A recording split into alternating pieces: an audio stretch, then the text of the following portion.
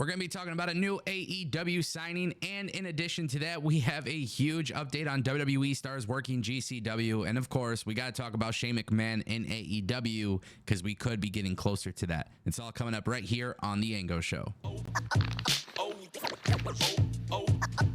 Yes.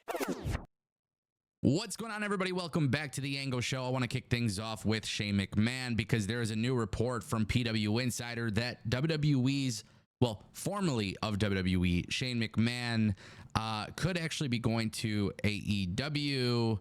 They have reported that Mercedes Moné was seen with Shane McMahon at LaGuardia Airport in New York City, and they were seen speaking as they are headed to their respective flights. One source said that the conversation of AEW was brought up, and there is this belief that there could be something in motion for Shane McMahon to go to AEW. Now, originally when I talked about this, I said, listen, not a bad idea. It's going to be in the headlines. Obviously, people will be talking about it. A McMahon in AEW. It could actually bring some attention to AEW. But how do you capitalize on that? And I just really want to say, there's only two scenarios possible where I think it actually makes sense for Shane McMahon to go to AEW and be an on-screen character. The first would be by essentially managing MJF. MJF has been very vocal about, potentially going to WWE. I think there's a lot that could be said or done in the sense of, hey, MJF didn't go to WWE, but he brought WWE to him. And having Shane McMahon mention him, it could be a really cool dynamic between the two.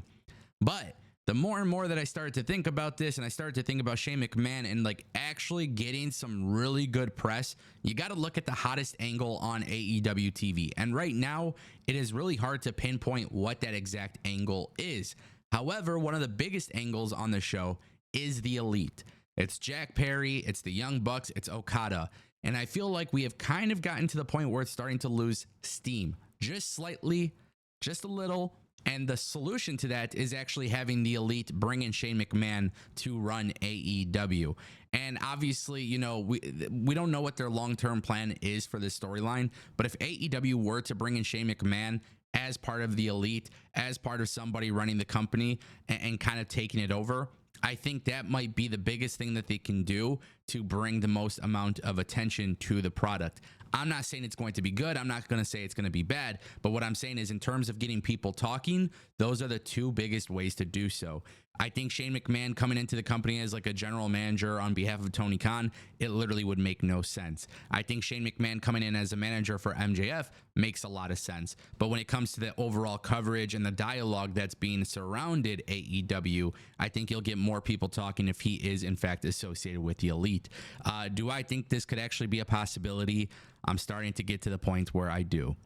I want to talk a little bit about Bloodsport because Shayna Baszler is not coming alone. WWE is going to be sending two WWE stars to GCW, and it appears that it's going to be Brutus and Julius Creed. They will be working GCW later this month, and honestly, I am super excited about this. Not only do their styles actually make sense for GCW and Bloodsport, but these are guys that I'm absolutely a huge fan of. I love their work in NXT.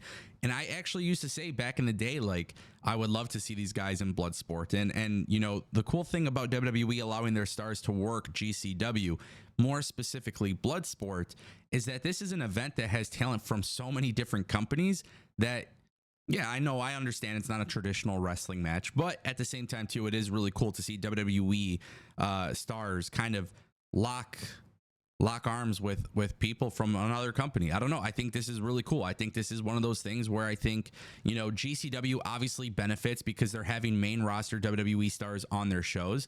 I think WWE benefits from it because perception is reality. And when you see that WWE is being more open to working with other companies and sending their talent elsewhere, I think it gets people talking about them, and it kind of does it in a positive way, in a way where it's a little bit more, a little bit of that cool factor. We'll see how this goes. Obviously, these two guys are awesome, and going to Bloodsport, I think, is a big win. But honestly, it makes me happy for GCW, and it makes me happy for Josh Barnett, because these are the type of things where if you are a smaller company, they've worked with AEW in the sense that AEW talent have worked on their events and other companies, obviously. But WWE is the biggest company, and there is a little bit of influence with that. So I genuinely think that is a good thing for professional wrestling. And I just want to say how absolutely crazy it is that, WWE and NXT, the brand itself is working with TNA. And maybe we'll see some main roster people cross over, but for the most part, that's like an NXT TNA partnership, right? And they're taking advantage of that, and they're having fun with it, and it's become very cool to watch. But then we kind of wonder, what about the main roster, right? And on the main roster, we see AJ Styles going to Pro Wrestling Noah. We saw Shinsuke Nakamura go to Pro Wrestling Noah. We're seeing Io Sky go to Marigold. But when it comes to the main roster, that's kind of all we've seen, aside from Shayna going to GCW. So this looks like a partnership of some kind. WWE seems to be really cool working with GCW, and more specifically Josh Barnett for the Bloodsport event.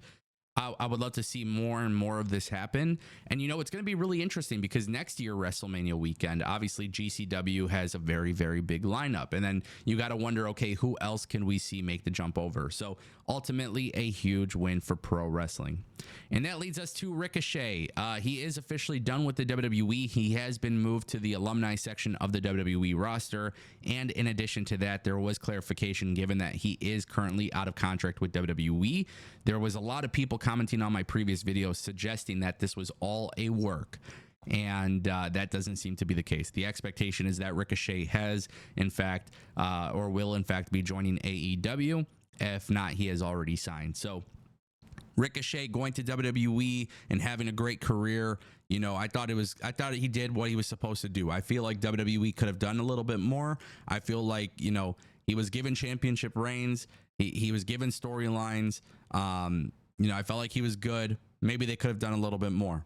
When you look at Ricochet's upbringing in the world of professional wrestling, he always made more sense for a company like AEW. Whether you want to admit it, whether you don't, it doesn't really matter. If you look at him stylistically, he's always kind of struggled a little bit more with the character arc of things that WWE provided him. I'm not saying him on a personal level can't do a character, but I think what WWE provided him and the way, to go about those storylines, I don't think it was a strength for him. And that's not a bad thing at all. I think Ricochet going to AEW, maybe he may not be the most incredible person on the mic or the most incredible character, but we do know that Ricochet can wrestle extremely well. And I look forward to more matches than just Ricochet and Ospreay. I look forward to Ricochet and Konosuke. I look forward to Ricochet and Danielson. I look forward to Daniel Garcia and Ricochet. I look forward to so many different matches. I think you could throw Ricochet and Dante Martin in the ring, and maybe some of these matches aren't the biggest draws. Maybe they're not the biggest names, but when I look at Ricochet, he does fit a little bit more with AEW. I'm going to say what I said in my Dijak video. There are people who have been signed to AEW who have not been utilized. Talent utilization continues to be a problem in both companies. One company does it a little bit better, but with AEW having so many talent signed and not having been debuted yet, I do wonder, how do you roll Ricochet into the company? To sit here and say Ricochet is a game changer, that's a lie. To sit here and say Dijak is a game changer, that's a lie. To sit here and say Natalya is a game changer, that's a lie. But let's be clear, AEW doesn't need a game changer. AEW needs assets who will make the product better. And I do think the personal skill levels that these individuals have can improve AEW. To sit here and say AEW is going to do 2 million viewers because of Ricochet, I don't believe that. But what I do believe is that Ricochet being involved in AEW and all of these great talents being involved in AEW with the right creative plans could get AEW over this little slump. And that is the most important aspect of it all. Ladies and gentlemen, that is the Ango Show.